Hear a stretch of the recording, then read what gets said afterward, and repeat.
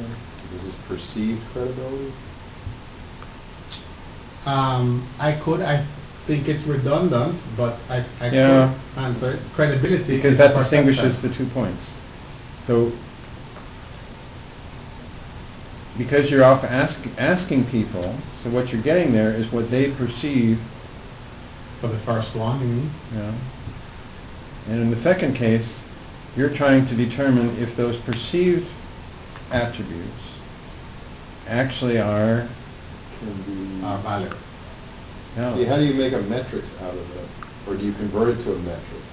Well, the idea is to convert each of these attributes, to develop a metric for each of these attributes, and then develop a Right, composite metric. okay, but their I mean, part of what you got was their perceptions at first. That started it. Yes. What do you perceive to be the credibility? That's the answer to the first question. Right. What do you perceive? And now having gotten that, what metrics, can we create metrics based on that are useful for predicting? So that, it just seems like perceived is going to be an important word in there, because of your whole repository, meaning the Track what the people perceive repertory about grid, it. and that's all a psychological theory. What do you really. perceive that makes identity documents What did credible? the expert perceive? Expert Perception, perception. yeah. What do the experts Right, expert perceive. That's, get the word expert in there. Yeah. What do the experts perceive? Because if you're going to try and then evaluate Like that? their perceptions, what more expertise are you bringing beyond with the experts? I'm sorry, say that again, Ron. Read your second point. Second point is to determine if those perceived attributes represent valid metrics to evaluate the potential for identity fraud. And how are you going to determine that beyond what the experts have given you? What additional source of knowledge do you have beyond what the experts? If you're going to evaluate their perceptions, because first, it's what do the experts perceive. Right. Second is you're going to evaluate their perceived attributes to see if they're really valid. This might not actually be a summary of what you're. Yeah, it's not quite, because what I'm actually doing is going back to the experts and asking them which of these attributes are most important, and setting them certain scenarios that relate to opening new accounts, which is where my focus is.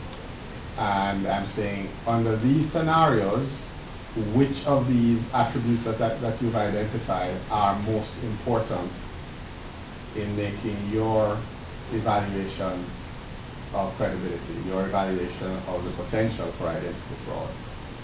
So it's kind of a rank ordering of the, well, it's more, It's a rating. Each of the A characteristics is rated. It's you could call it a preference rating, yes.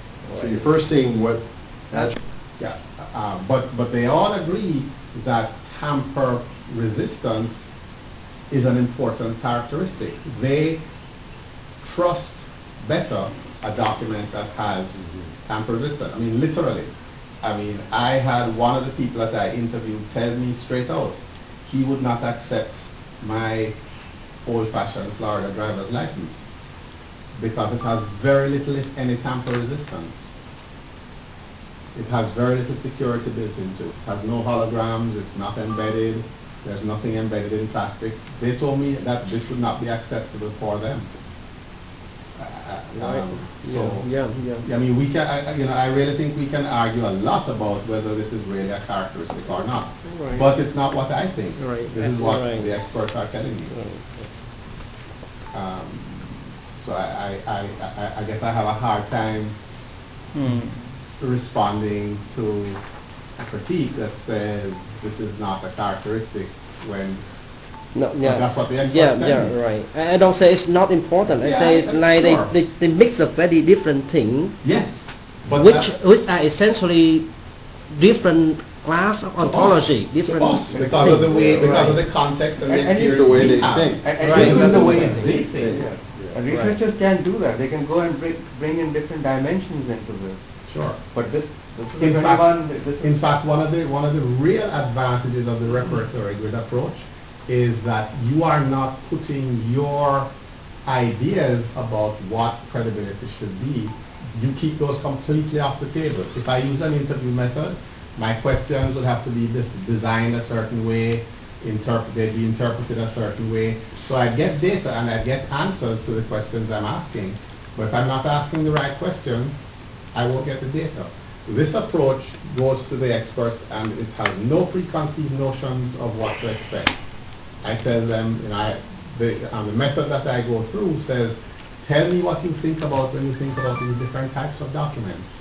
And they start telling me, I think about tamper-proofing, I think about authentication, I think about, is there a photograph, is there a signature, does it have a home address, does it have employee information? Right. And all of those are very, very different constructs. Right. But in their minds, these are the things that they think about. Right. So you just say you see different things like temporal resistant authentication or something. It may belong to one class of ontology. The second one is like gender, birthday, name, Sure. or something. Yeah, all of those are especially if you start thinking about them in some sort of logic, with some kind of a logic-based approach. Right. How do you logically describe all these characteristics? It's very difficult. But this is the whole purpose of this research is to elicit from the experts what do they think about when they think about credibility. Right. And I think that's very well accomplished here. Right. We may disagree about whether they're really Right. compatible, whether the items are compatible. You could very well have dimensions in here. Yeah, that's For right. Maybe. subsets and Right. Sure, very, very easily. But it doesn't change the fact that these are the things that the experts agree on that they think about when they think about evaluating the likelihood But that the thing is, document when we correct. base on this one and we ask the expert to make a ranking, then you see there are some certain level of overlap among the criteria. For instance, let's see, Again, you're right? absolutely Let's see, correct. for instance, let's see what is the birthday or biometric is about. The biometric is trying to provide the uniqueness characteristic, right? Sure. So when you try to ask people to rank between the requirement of the uniqueness, what you say here a character, and again the biometric. So you see there, the overlap between the two concepts is strongly overlap between the two concepts. You're How can we make correct, an order and, on that? and in fact, the results that we get bring that out. One of the things that we do is to see how much the experts agree on some of these different characteristics. So for instance, in the first scenario, we see that there's almost 100% agreement among all the experts that I talked to that advanced biometrics are unimportant, but a photo is important. And the level of agreement there was close to 100%. So all of the experts here, or almost all the experts, said having a photo and not needing biometrics, we agree almost to a person. They agreed and they all said that a photo is important, biometrics are not important. Even though you and I may say, well, isn't a photo a biometric? So how would you to explain that differences, or just like put out the result and present it? No, actually, one of the things I think that one of the next PhD dissertations is to start explaining some of this. All I'm doing here is eliciting from the experts what is it that they think about when they start thinking about credibility. I mean, that's the